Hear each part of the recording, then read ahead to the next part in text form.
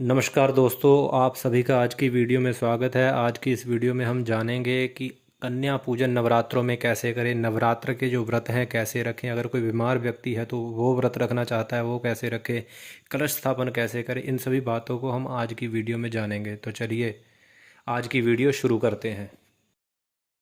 चैत्र के नवरात्र को वासंतिक नवरात्र एवं अश्विन के जो नवरात्रे होते हैं ना, उन्हें शारदीय नवरात्रों के नाम से जाना जाता है।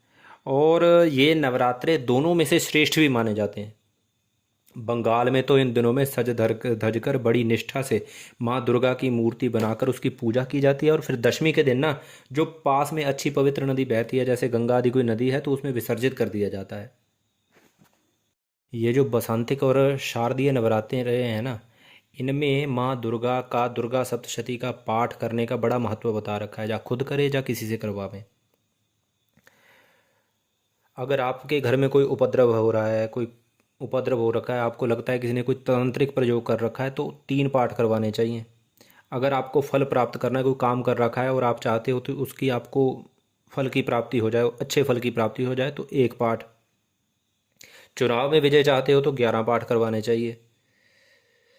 संतान और धन की प्राप्ति चाहते हो तो 16 पाठ करवाने चाहिए। रोग से, बीमारी से छुटकारा चाहते हो, जो अकाल मृत्यु होती है, क्योंकि मृत्यु तो निश्चित है, एक अकाल मृत्यु है जो अभी टाइम नहीं आया, उससे पहले ही कई व्यक्ति चले जाते हैं, उससे छुटकारे के लिए 100 पाठ करवाने चाहिए। इन 100 पाठों को शतचंडी के नाम से भी जाना जाता है।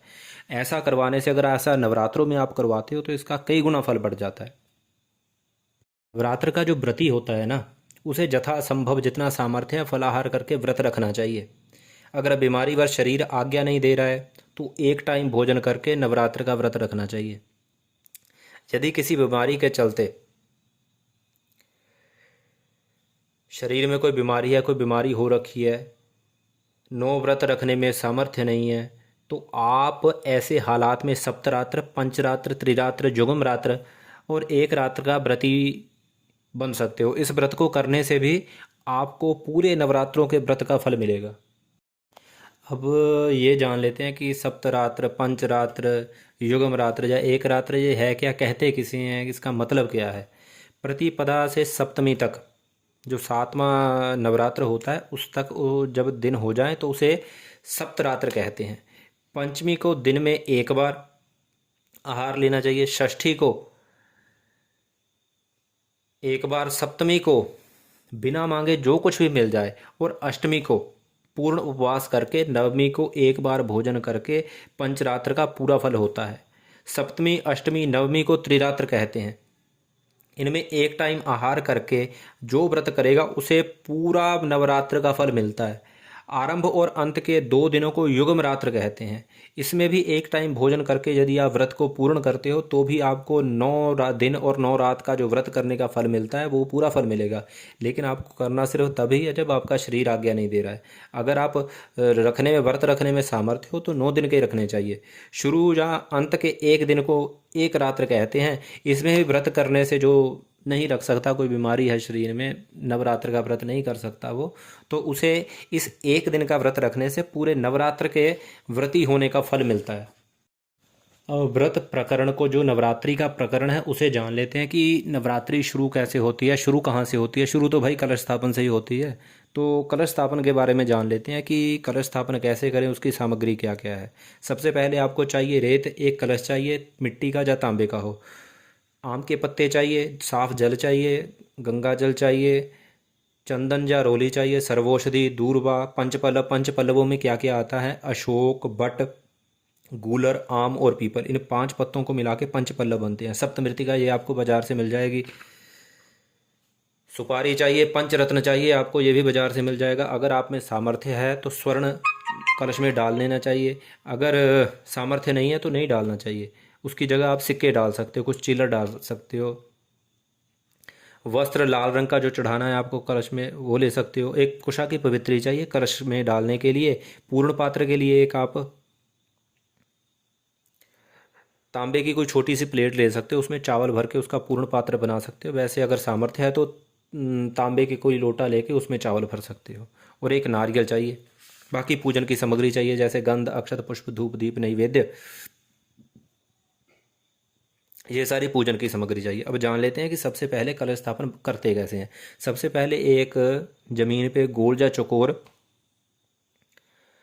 बालू की स्थली लगा लीजिए, गोल हो या चौकोर हो। अगर आपके घर में जगह नहीं है तो आप इसे थाली में भी बना सकते हो। थाली में रेत डाल के उसमें धाने बीज दीजिए, जौ या ग्वार बीज दीजिए और उसके ऊपर जल का छींटा देकर हल्दी से अष्टदल बना दीजिए। उसके ऊपर कलश स्थापन कर दीजिए। कलश में थोड़ा सा पहले गंगा जल के बाद जो शुद्ध जल है वो डाल दीजिए। उसके बाद गंध डालिए, फिर दूर्वा, फिर पंचपल्लव, सप्तमृतिका जो बाजार से लेके आए वो डाल दो, सुपारी जो बाजार से लेके आए हो एक सुपारी वो डाल दो, पंचपल्लव डाल दो, पंचरत्न डाल दो, और जो स्वर्ण डालना चाहते हैं वो स्वर्ण डाल दें, और जिनमें सामर्थ्य नहीं है वो सिक्के डाल दें।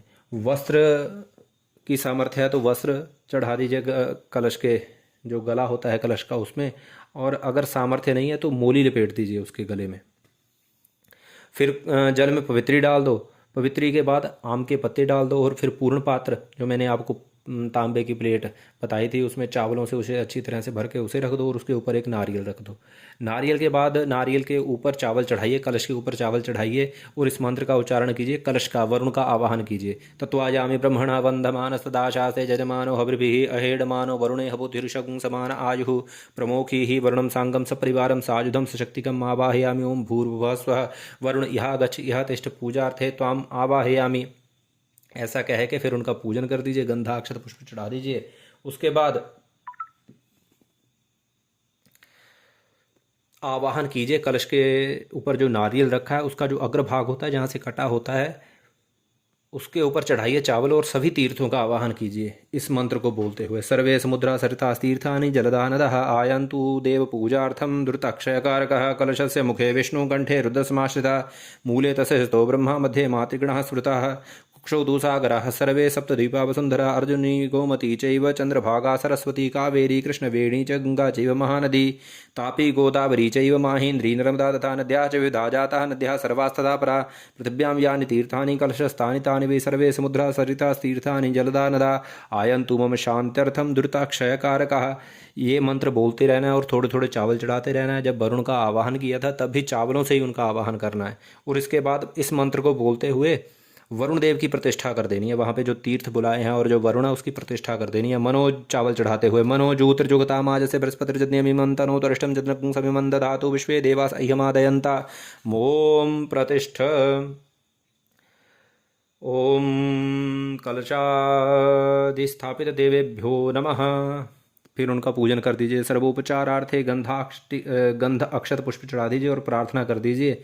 हाथ जोड़िए, इन मंत्रों का उच्चारण कर देना। देवदानव संवादे मध्यमाने महोदधो उत्पन्नो च तदा कुंभ विधृतो विष्णुना स्वयं तत्त्वय सर्वतीर्थानि देवाः सर्वे त्वयि स्थिताः त्वयि तिष्ठन्ति भूतानि त्वयि प्राणाः प्रतिष्ठिताः शिवः स्वयं त्वमेवासि विष्णुस्त्वं च प्रजापति आदित्या वसवो रुद्रः विश्वे देवाः सपैत्रिकाः त्वयि तिष्ठन्ति सर्वेऽपि यतः कामफलप्रदा त्वत्प्रसादात् इमं यज्ञं कर्तुर्मिहे जलोद्भव सानिध्यं कुरु मे देव प्रसन्नो भव सर्वदा।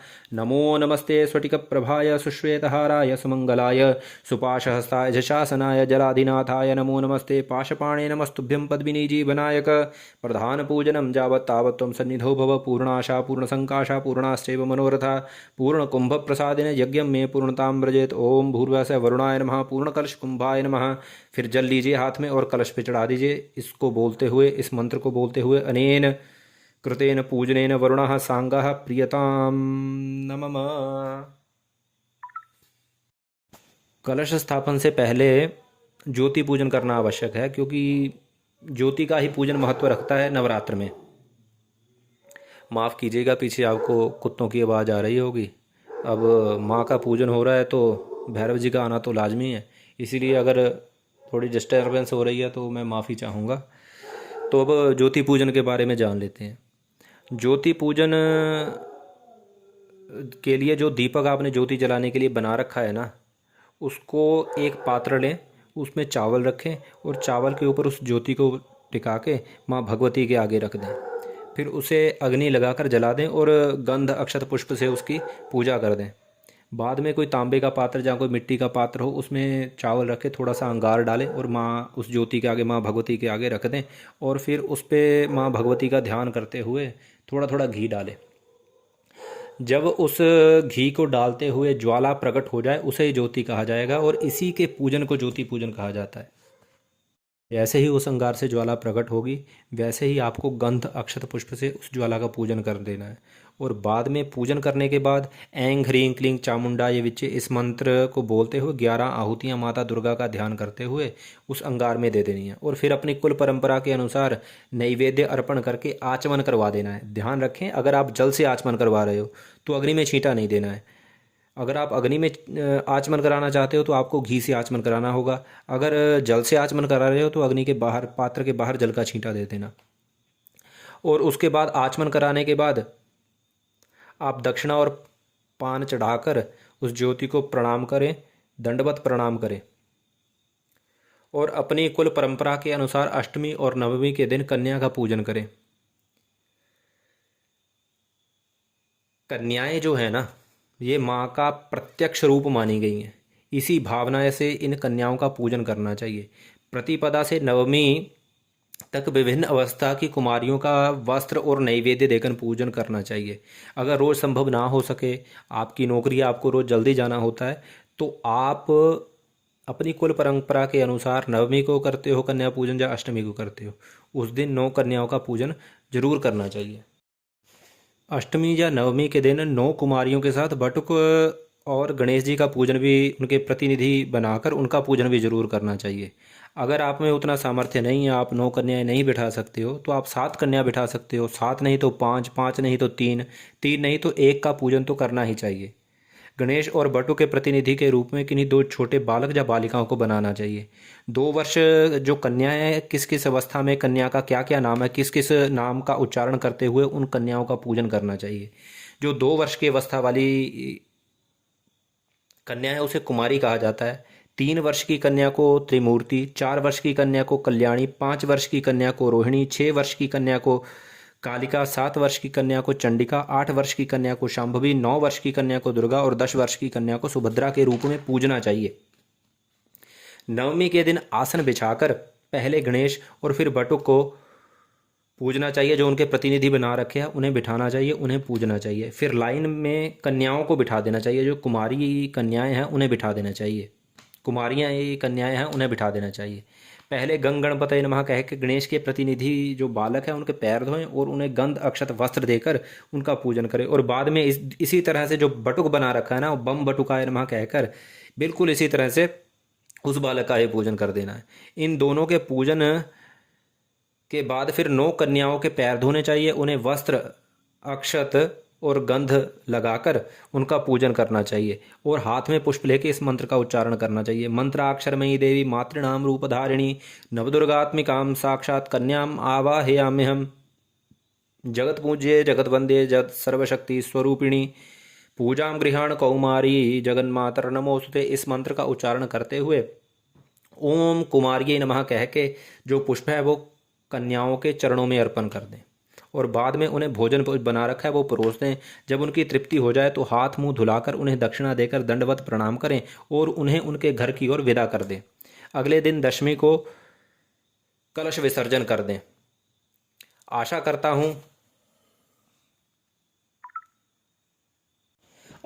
हूँ इस वीडियो से आपको कोई अच्छी जानकारी मिली होगी, कुछ नया सीखने को मिला होगा।